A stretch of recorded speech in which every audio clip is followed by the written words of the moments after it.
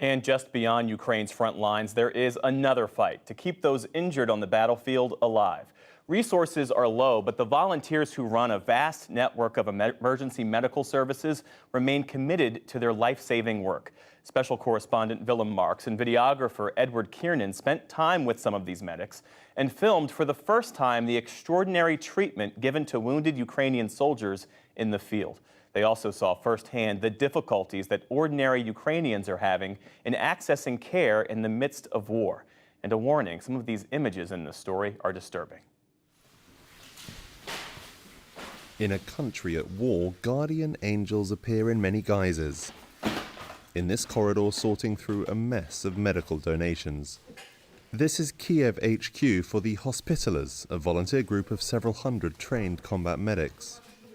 These men and women getting briefed are not all Ukrainian, but they are all heading east to help treat Ukraine's wounded on its front lines with Russia. Yana Zinkovich is the movement's founder and a member of Ukraine's parliament. More and more people are coming. Today we will be forming a new team, and it will be the 47th. Her group tries to fill the gaps in a medical system under massive strain. You need to understand that when there are major military activities in different places at the same time, there's a limited quantity of military doctors, a limited quantity of medical vehicles, and a limited quantity of other military specialists. In this makeshift stockroom, final packing preparations are underway.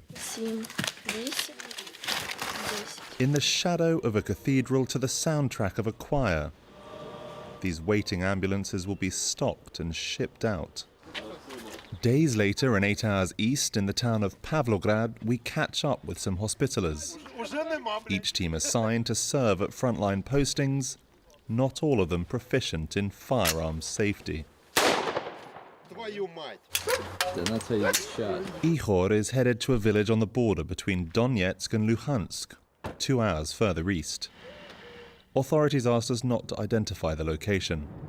There, a local walk-in clinic is now a military hospital with extra ER space stationed outside, all of it empty when we arrive. Just to give you an example of how healthcare is being delivered in this country during this conflict, this is a mobile field hospital that's been parked inside a very small, very quiet Ukrainian village, about 15 minutes drive from frontline fighting, and 2 civilian oncologist surgeons are waiting here every day for dozens of patients to be brought in. Cancer specialist Miroslav Dombrovich told us he'd been here 2 weeks and had helped stabilize many severely injured soldiers. We see bullet injuries to the brain, bullet injuries to the chest, abdomen, extremities. As we talk, a radio announces an emergency arrival. I go to help our soldiers. Okay, thanks. So, thank you. A Hospitaler team unloads 18-year-old Vasil, a volunteer soldier struck by shelling at a nearby checkpoint. He's badly hurt. Inside the trauma room, Miroslav struggles with colleagues to save his life. They've lost 2 patients already today. Shrapnel has pierced Vasil's skull. They staunch the bleeding, intubate, check his back, examine the wound. Vasil's cell phone starts to ring. Repeatedly. It's taken outside with his other belongings. His head is wrapped. A doctor requests transport to a better equipped hospital. Then they wait. The long delay worries these civilian doctors. The wound is severe, the prognosis is serious, but it helps that the brainstem is not damaged and is working. Blood flow and saturation are within the acceptable limits. With the ambulance en route, doctors start treating Slava, who asked us not to film his face. He reached the same post as Vasil the night before, was caught in the same shell blast, but has escaped with much lighter injuries. An ambulance finally arrives for the long journey to Dnipro's Mechnikov Hospital, where Vasil still remains alive, but in a coma. Staff there treat soldiers and civilians alike, the vast majority victims of Russian missiles.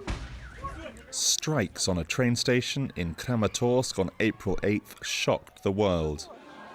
For 46-year-old railway worker Yevgeny, they shattered his life. Suddenly we heard the explosions, cluster ones, 1, 2, 3. I'm not sure if I jumped or not. Maybe I figured it out late.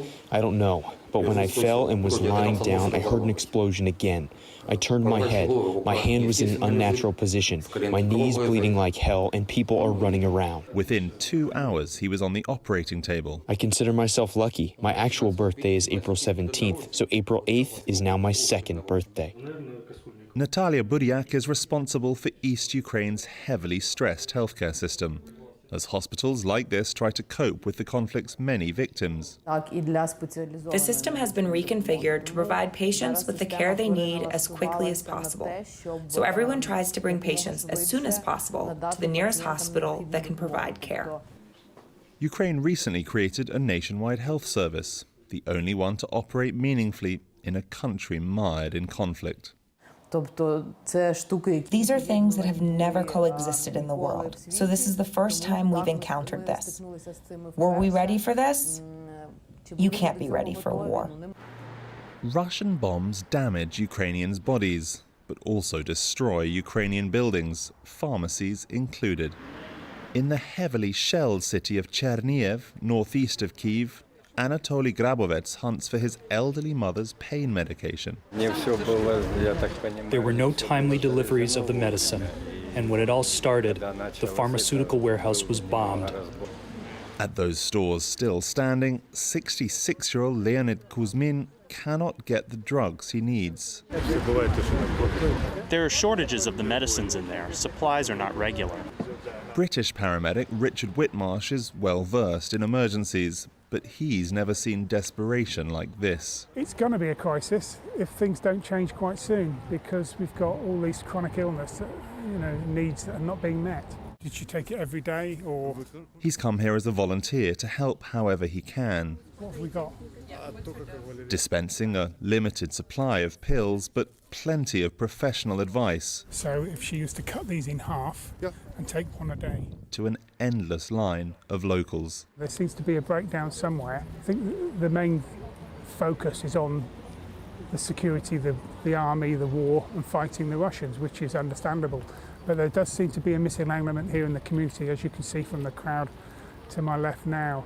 Give half a teaspoon. The catastrophic consequences of this conflict felt not just on the battlefield. For the PBS NewsHour, I'm Willem Marks in Chernihiv, Ukraine. And a note, our coverage of Ukraine is supported in partnership with the Pulitzer Center.